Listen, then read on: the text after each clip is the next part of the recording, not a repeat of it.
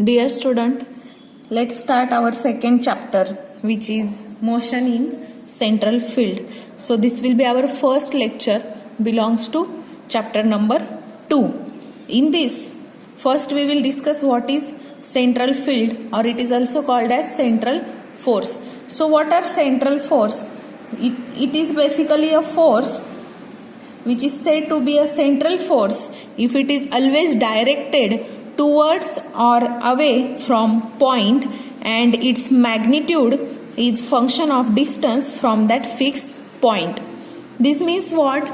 These forces are always directed towards or away, and this magnitude of these forces will be function of distance that corresponds to that fixed point. So if we discuss some examples, you will get detailed idea about the central force. So first example is gravitational force. So if you observe the fruit which is falling from a tree or any object that is under the gravitational field, it is always directed towards the earth gravitational field. So this gravitational force is nothing but the central force, since it is directed towards the earth field, right? So, and it is also a function of distance. So this is called as a central force. And another better example is the electrostatic forces. Okay, suppose I am having two charges. Okay, let's say Q1 and Q2. If both charges are like charges, means both are positive charge, then these two charges will repel from each other. And let's say this distance between these two charges is r. Then the force of these two charges is calculated as Q1 Q2 upon r square. So this you know very well. So this force is function of distance between these two charges r, and these charges will repel each other. That means this force is away from a fixed point. So this is electrostatic force between two like charges, which is called as central force. Let's say another example, I am having unlike charges. One is positive plus q and another is minus q.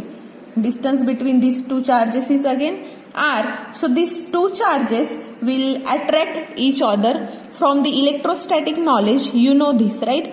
So this force will be Q into Q or Q1 into Q2. Here we have called Q. So Q into Q upon R square.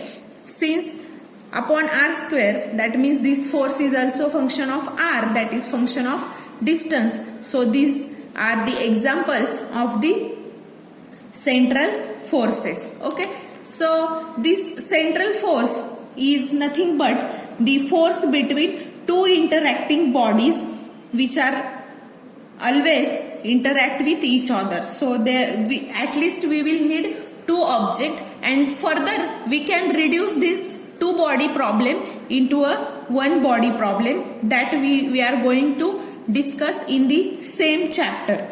So if I consider polar coordinates, that is r theta phi, you know what are polar coordinates. So if polar coordinates are r theta and phi, then distance will represent by r, right? So the central force is defined as, it is a function of distance, and distance is given by r. So f bar of r or f of r bar, since it is vector quantity, we will use bar. So this central force is nothing but, I can represent it as n cap into f of r bar, where this n cap is what? Unit vector with respect to fixed point. Unit vector with respect to fixed point. And this fixed point we can say as a origin. Let's say origin. Okay. So n cap is unit vector. So this vector can be represented as its magnitude into its unit vector. You know how to calculate that unit vector. So you have discussed this. So n cap is unit vector with respect to fixed point. So if physically, if I am saying that this f of r is less than 0, it is less than 0, that means it is negative, then the forces are attractive. Means if your central force is negative in nature, then that force is attractive. Means it will attract, the interaction between two point or two objects is attractive interaction. And if we are saying that this f of r is greater than 0, that is positive, then these forces are repulsive. That means what? The two objects will repel each other, they will go away from each other, and here those two objects will come towards each other. These examples we have already discussed. Okay. Now the force between interactive body is primarily said to be a central force. Means if there are any two body which are interacting with each other, that interaction force between two body is known as primary. It is defined as central force. We will check it as if it is a function of distance, then we can confirm that that type of force is a central force. So now we have to discuss the equivalent one body problem. So here central force is nothing but the two body problem. So we are going to reduce this two body problem into its equivalent one body problem. For this I will consider two particles of masses m1 and m2. Two particles of masses m1 and m2. And I am considering r1 as position vector. I will draw a diagram on new page.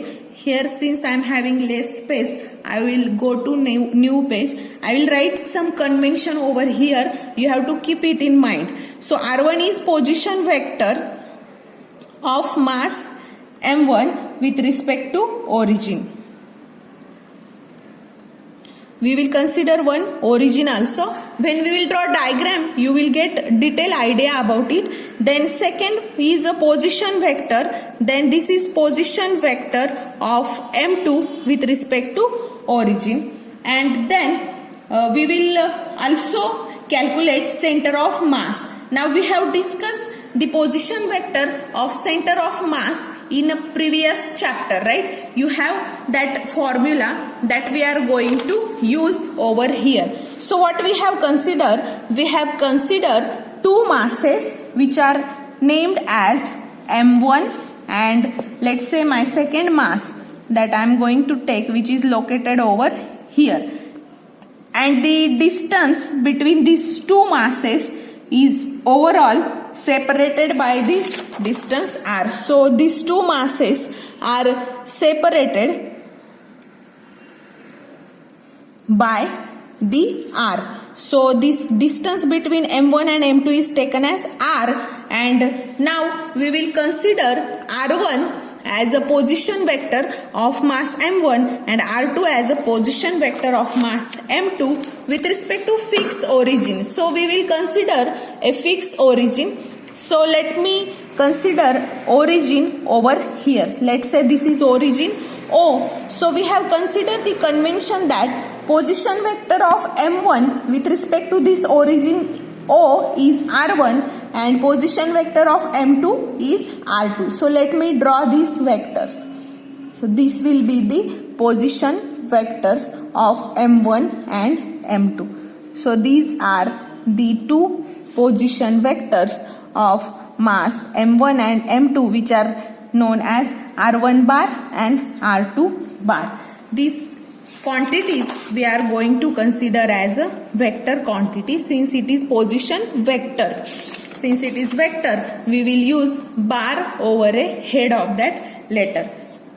Now if we are saying that this is a center of mass over here, center of mass is located over here. That is the point at which whole mass is supposed to be concentrated. Then position vector of center of mass is taken as capital R. This notation we have used in previous chapter also. So this distance between R1 and R2, this distance is nothing but R. Okay. And let's say R1 dash is a position vector of a particle M1 with respect to center of mass. Suppose this is center of mass, then R1 dash is a position vector with respect to this center of mass for particle M1, and for particle M2, position vector with respect to this center of mass is taken as R2 dash. Don't get confused between these two. This is R1 bar and this is R1 dash bar. R1 bar is nothing but position vector of M1 with respect to origin, but R1 dash bar is a position vector of M1 with respect to center of mass. This is the difference between these two notation. Now, if we find position vector of a center of mass, you know that formula. That formula is R bar is equals to M1 R1 plus M2 R2 upon M1 plus M2. So position vector of center of mass capital R bar is given as M1 R1 bar plus M2 R2 bar upon M1 plus M2. Let's call this as equation 1. This formula we have discussed already in chapter 1. So I am not going to explain this. Now position vector of a particle with particle 1 relative to particle 2 is given by R bar is equals to R1 bar minus R2 bar, where this R bar is what? Position vector of a particle 1 relative to particle 2. So R bar is position vector of a particle 1 with respect to or relative to particle 2. Similarly, in terms of R1 dash and R2 dash, it can be written as R bar is equals to R1 dash bar minus R2 dash bar. So let me call this equation 2 and this as equation 3. You know that R1 dash is what? Position vector of M1 with respect to center of mass, and R2 dash is position vector of M2 with respect to this center of mass. This point is nothing but center of mass. Keep it in mind. So if we solve equation 1 and 2 simultaneously for R1 and R2. So solving equation 1 and 2 simultaneously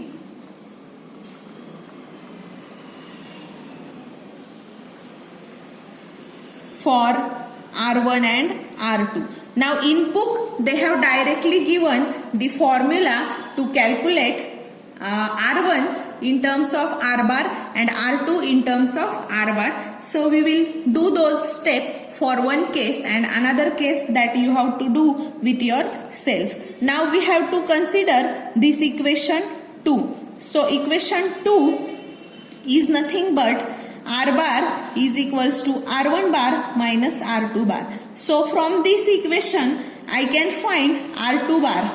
What will be R2 bar? Take this on LHS and take R on RHS. We will get R2 bar is equals to R1 bar minus R bar. Now you have to put this R2 in equation 1. So put in equation 1.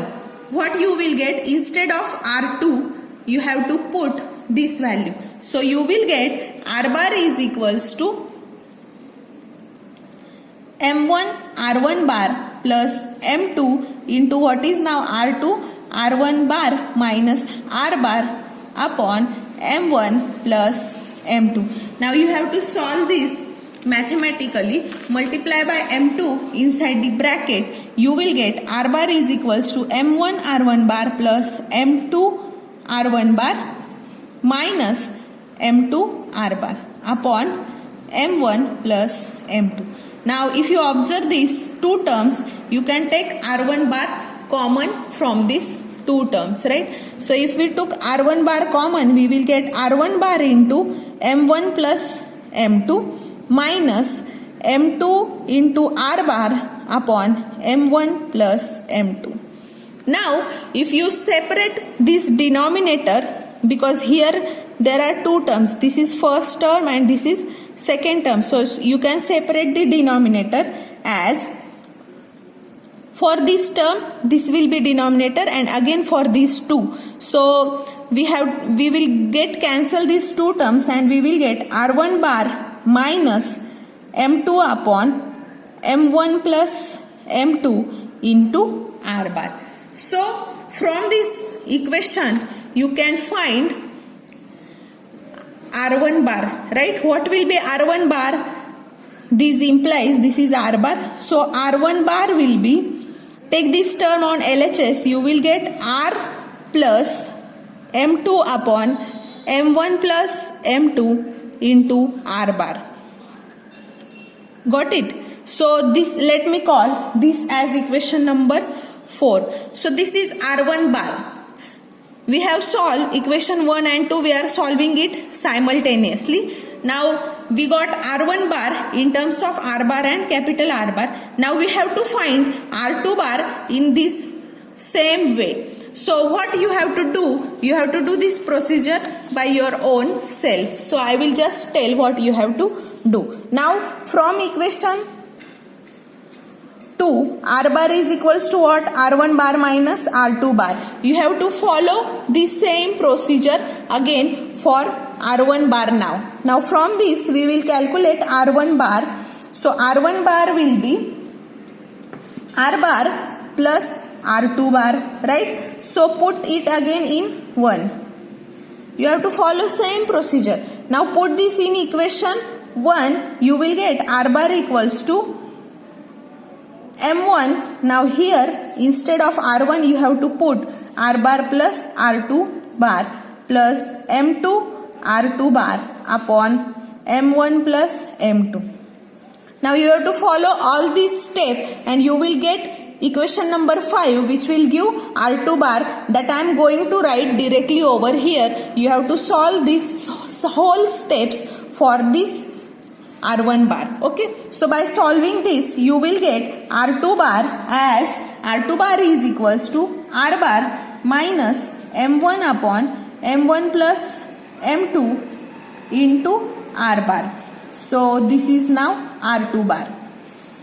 Now this is equation number 5. Okay, so these are equation for R1 bar and R2 bar. Now let's say F bar E is the total external force which is acting on the system of two particles. Okay, so F E bar is nothing but the total external force. So according to Newton's law, you know that F is equal to ma. So according to that force, equation of motion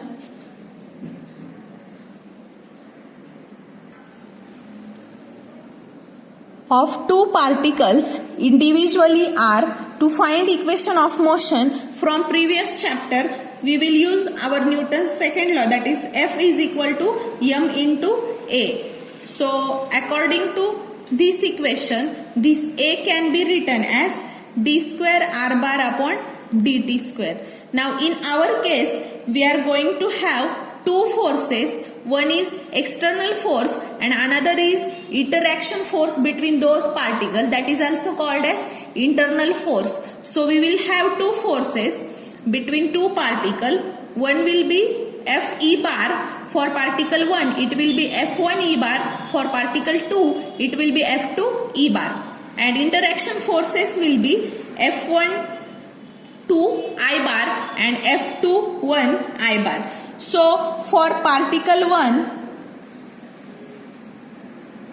the interactive force or equation of motion of particle 1 will be m1. Now use this d square r1 bar upon dt square. Now this is total force. Here we are having two forces. One is external force and another is internal, that is interaction force Fi. So this external force for first particle will be F1 E bar and interaction force of particle 1 and 2. Interaction between particle 1 and 2 is given by F12 I bar. So this is interaction force and this is nothing but equation of motion. This type of equation we have already discussed in first chapter. Similarly, for particle 2, this equation of motion will be m2 d square r2 bar upon dt square equals to, now external force will for second particle will be F2 E bar plus, now interaction is between second and first particle, so that will be F21 I bar. So this is equation of motion for a second particle. I have given equation number 6 and 7 to this both equation. So the total external force F1 E bar is nothing but F E bar is nothing but F1 E bar plus F2 E bar. So these two forces are external forces acting on particle 1 and particle 2 respectively. This is force acting on particle 1 and this is for particle 2. These are external forces where this F12 I bar is nothing but internal or interaction force. So I can call this as internal force of interaction on particle 1 due to particle 2 is given by F12I, and due to particle 2 on particle 1 it is given by F21I. So these are F12I and F21I, that is internal forces which are called as the interaction force. Now equation of motion for a system of two particles. Now for collectively two particle system, collectively we have to write it for center of mass. So according to this, our position vector now here will be r bar and total force is given by Fe. So the equation of motion for two particle system collectively is given by, now here total mass, same nature, we will have same nature, but it is for collective system. This we have written separately. So this will be m d square r bar upon dt square is equals to F bar E, that is external force. Since interactive forces are equal and opposite, these are according to Newton's third law, this F12 I bar is negative with F21 I bar, and reaction forces which are equal and opposite in direction. So these two will get cancelled and you will get addition of this F1 and F2 collectively as F E bar over here. So this is the equation of motion for two particle system collectively we are writing. Okay, so where m is what? Total mass of system, that is both particles m1 plus m2. Now we will do some mathematical procedure. Now we have to solve this equation. So we will multiply equation 6 by m1 and equation 7 by m2. So these are 6 and 7 equations. You have to keep it in mind. I will going to write on this next page. So here for this equation 6 I will multiply by m2 and for equation 7 I will multiply by m1 and further I will subtract those two equations. So let me first multiply equation 6 by m1 so that I will get m1 m2 into d square r1 bar upon dt square is equals to m2 f1 e bar plus m2 f12 I bar, and second equation 7 multiplied by m2 I will get m1 m2 d square r2 bar upon dt square is equals to m1 f2 here now f2 e bar plus m1 f21 I bar. Now we will subtract these two equation. So by subtracting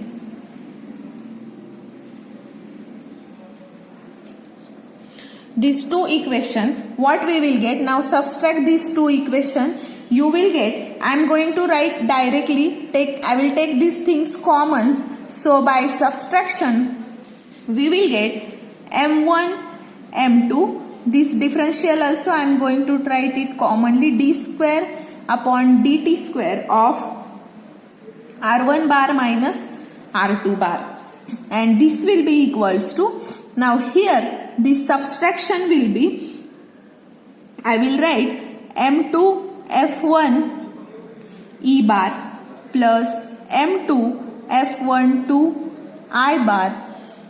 Now here minus m1 f2 e bar minus m1 f21 I bar.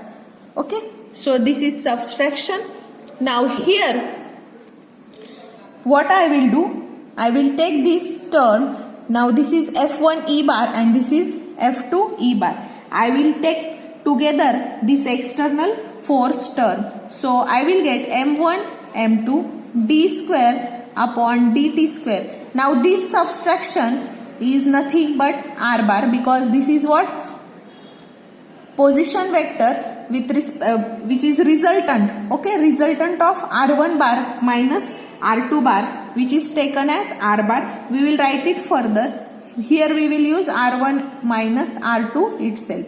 So this term I will write together, that is m2 f1 e minus m1 f2 e plus, what are remaining terms? These two terms are remaining. So let me write those remaining terms. I will get m2 f12 I minus m1 f21 I. Now we will call this equation as equation number 9. Now according to Newton's third law, we already know that f12I is equals to minus f21I. So if we use this in equation 9, here instead of f21I, I will take minus f12I, so that here minus minus it will become plus. So replace this f21I by minus f12I. So if we replace this in equation 9, we will get, now put instead of this here, we will put r bar, that is resultant of this r1 bar minus r2 bar, so that I will get m1 m2 d square r bar upon dt square is equals to, here m2 f1 e bar minus m1 f2 e bar. Now here if we put this, you can take this f1 2 bar common, this minus minus we will get plus, that means here we will get m1 plus m2 and this f12 I bar is taken as common. Okay, now if we divide by m1 plus m2, what we will get?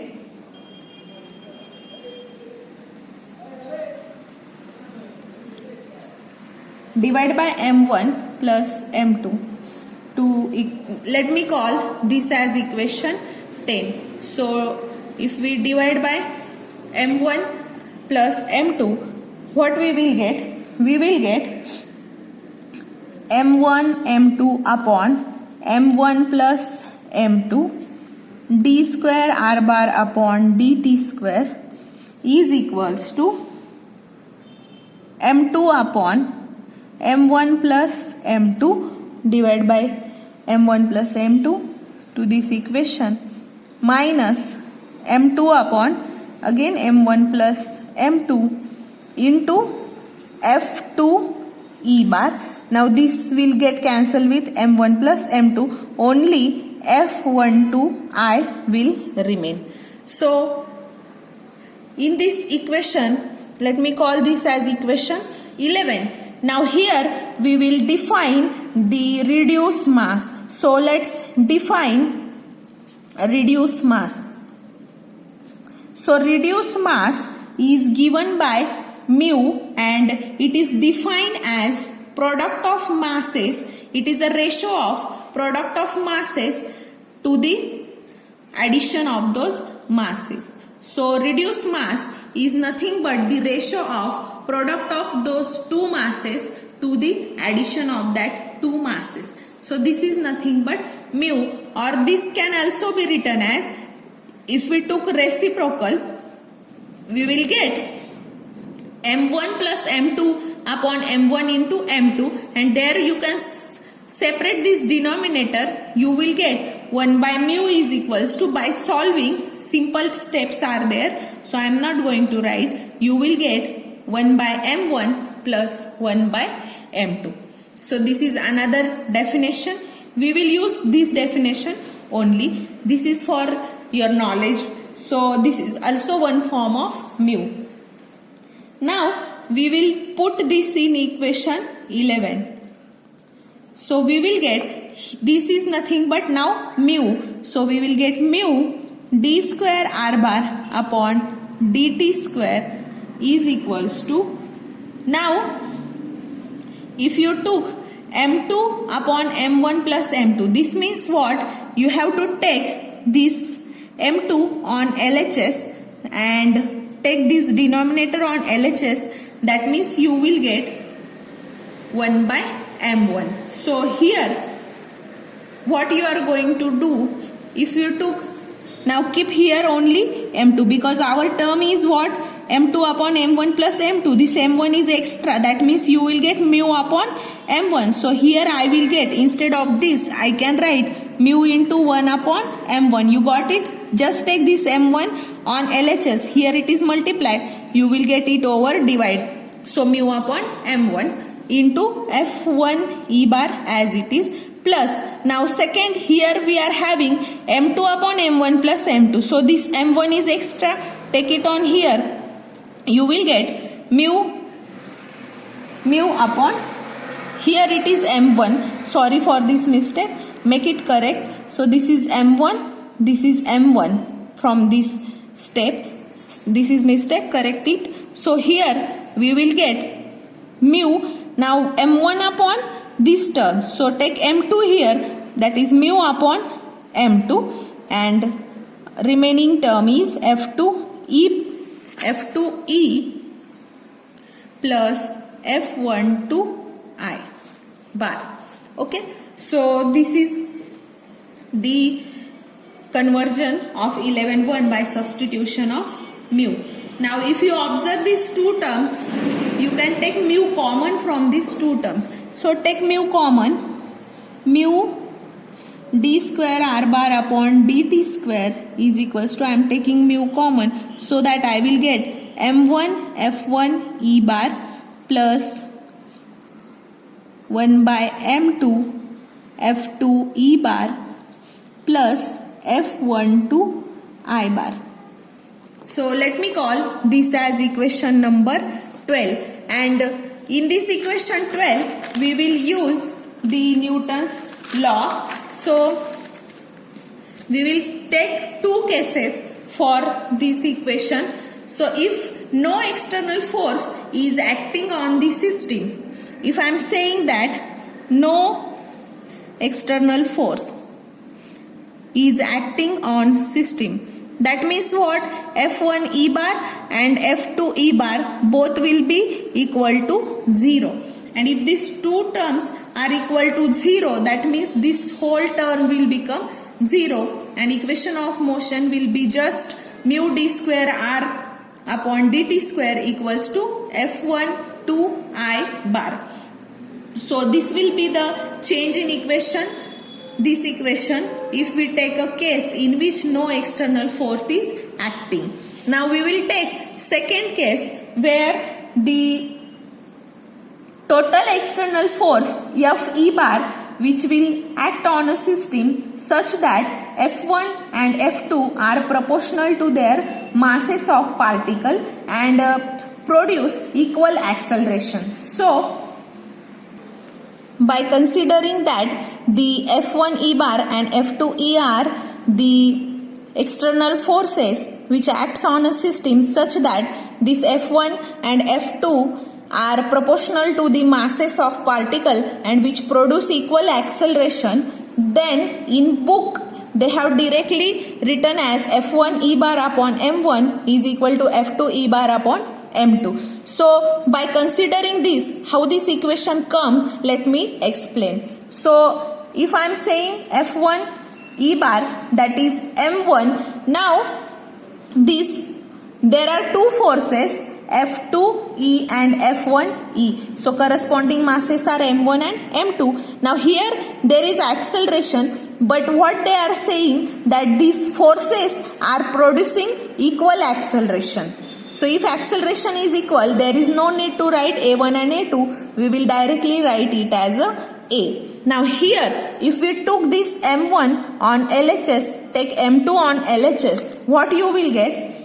F1 E bar upon M1 equals to A and F2 E bar upon M2 equals to A. So these two accelerations are equal, which are produced by these two forces for the masses M1 and M2. Since the accelerations are equal, I can equate these two terms so that I will get this equation. So in book they have written directly, it is in this way, it comes in this way by considering that these two forces are producing equal acceleration and those are proportional to masses. So by substituting this in equation 12 will become, now let me show you what is our equation 12 so that you will get idea. Now see, this is our equation number 12. Now in equation 12, if you put these two terms are equal, that means what? F1 E and this term F1 upon M1 and F2 upon M1, these two terms are equal. So there is mistake in this equation. Let me correct it first. So what is the mistake? Here there was negative sign. By mistake I have taken it as positive. So let me correct. Here there is negative sign. So that in equation 12 also we will get minus sign over here. Please correct this mistake. It comes by mistake only. Sorry for this. This negative sign is taken as it is. So this is correction in equation 12. Now if you substitute these two terms as equal, means these two terms are equal. If these two terms are equal, their subtraction will be 0. That means this term will become 0. So by putting this as 0, what you will get? You will get mu d square r bar upon dt square equals to, this term will become 0 due to this. So only F1 to I bar will remain. I have already explained this, but mathematically we are writing those terms. So by substituting in equation 12, so equation 12 becomes this. So let me call this as equation number 13. Now instead of this, I can write this as r double dot, because r dot is nothing but dr bar upon dt. R double dot will be d square r bar upon dt square. So instead of this, I can put here r double dot so that I can write mu r double dot is equals to F1 to I bar. So let me call this as equation 14. So this is easy to write. So this equation of motion of a particle having mass equal to reduced mass and position vector r bar and moving under the force of action F1 to I bar. So this equation 14 is called as the equation of motion. 14, equation 14 is nothing but the equation of a motion for a particle having mass equal to reduced mass mu and position vector r bar, which is moving under a force of the action of F1 to I bar. Means if this is nothing but the reduction of two body problem into one body problem. So what we have discussed, what this equation tells, that if you are having two bodies, that is two masses M1 and M2, and you have to convert this two body problem into one body problem, then what you have to do, you have to replace those two masses M1 and M2, that you have to replace by a reduced mass, which is given by this equation. We have defined it M1 M2 upon M1 plus M2. So instead of two masses, to convert it into one body problem, you will need to use reduced mass. So you have to take only one mass, which is equal to reduced mass, and the acceleration produced in this mass is due to the interaction force. This is nothing but the reduction of two body problem into equivalent one body problem.